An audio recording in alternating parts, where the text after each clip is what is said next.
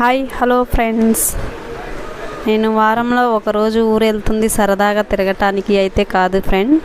So నేను అక్కడ మిర్చి తోట అయితే వేశాను. అది చూసుకోనికి వారంలో ఒకసారి వెళ్తాను. అది పొలానికి మందు నీరు అవన్నీ మా అమ్మ మా అన్నయ్య వాళ్ళు చూసుకుంటారు, మా నాన్న వీళ్ళందరూ చూసుకుంటారు.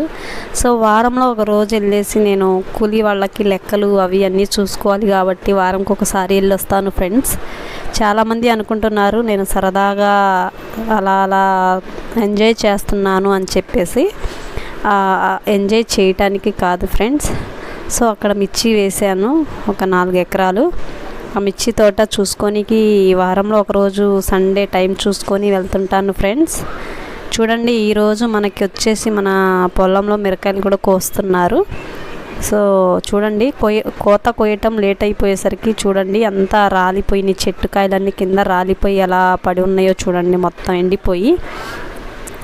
అవి మొత్తం ఏమంటారు అంటే తెల్ల మిరగాయల్లాగా మారిపోయాయి.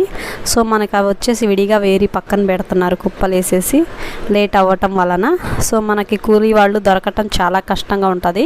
ఎందుకంటే ఈ టైంలో అందరూ కోతలు కోస్తారు కాబట్టి. సో మనకు వీళ్ళు వచ్చేసి ప్రతి ఇయర్ కర్నూలు జిల్లా నుంచి ఒక ముఠాలాగా వీళ్ళందరూ కలిసి ఒక టీం మెంబర్స్ లాగా ఒక 50 మెంబర్స్ అలా వస్తారు. సో వీళ్ళందరూ వచ్చేసి మనకి పొలంలో గూడ్యాలు వేసుకొని పాపం చిన్న చిన్న పిల్లల్ని తీసుకొని పొట్ట తిప్పలకి వచ్చి ఇక్కడే కష్టపడుతూ పని చేసుకుంటూ సాయంత్రానికి ఎవరి గూడెంలోకి వాళ్ళు వెళ్ళి తిని ఇక్కడే ఉండి మన పొలంలోనే పని చేసుకొని ఒకేసారి వాళ్ళు 5 months 6 months ఇక్కడే ఉండి అందరూ పనులు చేసుకొని డబ్బులు తీసుకొని అప్పుడు ఒకేసారి వాళ్ళ ఊళ్ళకి వాళ్ళు వెళ్ళిపోతారు ఫ్రెండ్స్. సో చాలా బాధగా ఉంది, కాకపోతే తప్పదు, వాళ్ళు లేకపోతే మేములేం.